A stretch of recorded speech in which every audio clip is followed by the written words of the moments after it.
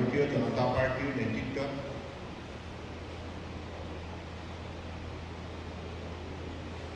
NDA চৰকাৰে মাননীয় প্ৰধানমন্ত্ৰী নৰেন্দ্ৰ মোদী ডাঙৰীয়াৰ বলিষ্ঠ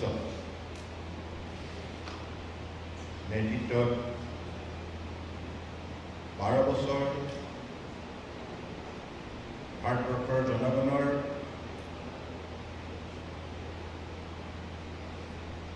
আস্থা আৰু বিশ্বাসক বল শক্তি হিচাপে লৈ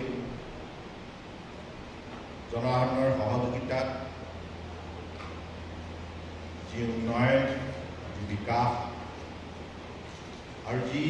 জনকল্যাণৰ কাম কৰাত অগ্ৰণী ভূমিকা পালন কৰিলে।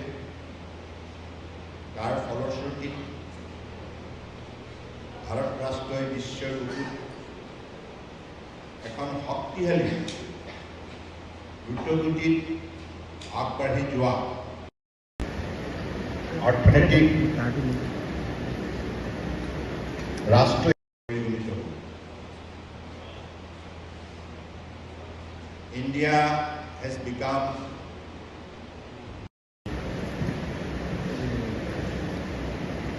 largest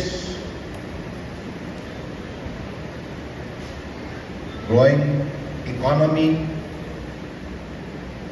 in the world. গতিকে এই সফলতাৰ অন্তৰালত মাননীয় প্ৰধানমন্ত্ৰী ডাঙৰীয়াৰ যি শক্তিশালী নেতৃত্ব, যি তেখেতৰ আধুনিক চিন্তাধাৰা আৰু তেখেতে যি দৃঢ়তাৰে ভাৰত ৰাষ্ট্ৰক এটা নতুন দিগন্তৰ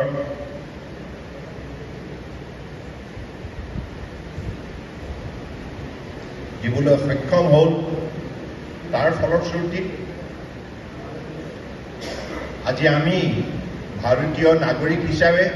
প্ৰত্যেকেই গৌৰৱান্বিত যে এটা সময়ত ফ্ৰেজাইল ইকনমি হিচাপে, অৰ্থাৎ এই ভাৰত ৰাষ্ট্ৰৰ অৰ্থনীতিৰ অৱস্থাটো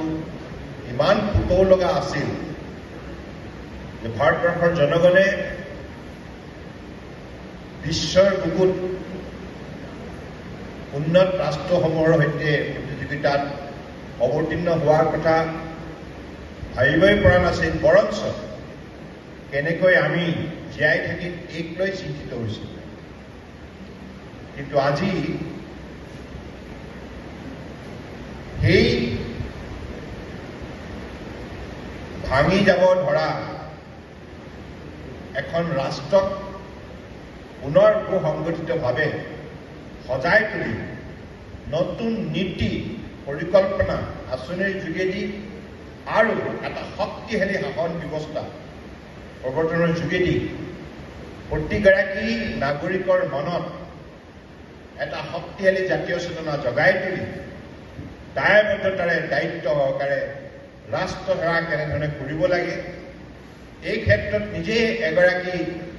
জ্বলন্ত উদাহৰণ হিচাপে মাননীয় প্ৰধানমন্ত্ৰী ডাঙৰীয়াই সন্মুখৰ পৰা দিনে নিশাই কষ্ট কৰি যে নেতৃত্ব দিলে, তাৰ ফলশ্ৰুতিত আজি 11 নম্বৰত থকা অৰ্থাৎ একাদশ স্থানত থকা ভাৰতবৰ্ষৰ অৰ্থনীতি 2014 চনৰ আজি 2026 চনত বিশ্বৰ তৃতীয় সৰ্ববৃহৎ অৰ্থনীতি হিচাপে স্বীকৃতি পোৱাৰ দিশত। ইয়াৰ পৰাই আমি সকলোৱে অনুমান কৰিব পাৰোঁ যে মাননীয় প্ৰধানমন্ত্ৰী ডাঙৰীয়াৰ নেতা হিচাপে যিখিনি যোগ্যতা তেখেতে প্ৰদৰ্শন কৰিলে, তেখেতৰ চিন্তাধাৰা, তেখেতে প্ৰৱৰ্তন কৰা নীতি আৰু পৰিকল্পনা, এই কথাবিলাকে এখন ৰাষ্ট্ৰক এটা নতুন চিন্তা অৱতীৰ্ণ হোৱাৰ বাবে যি সুযোগ প্ৰদান কৰে, তাৰ ফলশ্ৰুতিত আমি সকলোৱে উপলব্ধি কৰিলোঁ যে ভাৰত ৰাষ্ট্ৰত যিখিনি শক্তি সম্পদ সম্ভাৱনা বিৰাজমান বিভিন্ন ক্ষেত্ৰত ইয়াক কেনেধৰণে উজ্জীৱিত কৰিব পাৰি আৰু বিজ্ঞান আৰু প্ৰযুক্তিৰ যোগেদি উচিত অধ্যয়ন আৰু গৱেষণাৰ যোগেদি কেনেধৰণে এই আমাৰ মাজত থকা শক্তিসমূহক উজ্জীৱিত কৰি ভাৰত ৰাষ্ট্ৰক সামগ্ৰিকভাৱে শক্তিশালী ৰাষ্ট্ৰ হিচাপে গঢ় দিব পাৰি আৰু এই প্ৰক্ৰিয়াটো 140 কোটি জনগণৰ সদিচ্ছা সদ্ভাৱনাই কেৱল নহয়, ইয়াত সক্ৰিয় সহযোগিতাৰ কেনেধৰণে প্ৰয়োজনীয়তা আছে আৰু সক্ৰিয় সহযোগিতাৰ বাবে কেনেধৰণে আঁচনি প্ৰৱৰ্তন কৰিব লাগিব, কোনবিলাক আঁচনিত কোন শ্ৰেণীৰ লোক জড়িত হ'ব পাৰিব, এই সকলোবিলাক কথা পুংখানুপুংখভাৱে মাননীয় প্ৰধানমন্ত্ৰী ডাঙৰীয়াই পৰ্যালোচনা কৰি বিভিন্ন নীতি হাতত লোৱাৰ ফলত আজি আমি এনেধৰণে এখন শক্তিশালী ৰাষ্ট্ৰৰ নাগৰিক হিচাপে গৌৰৱ উপলব্ধি কৰিবলৈ সক্ষম হৈছোঁ।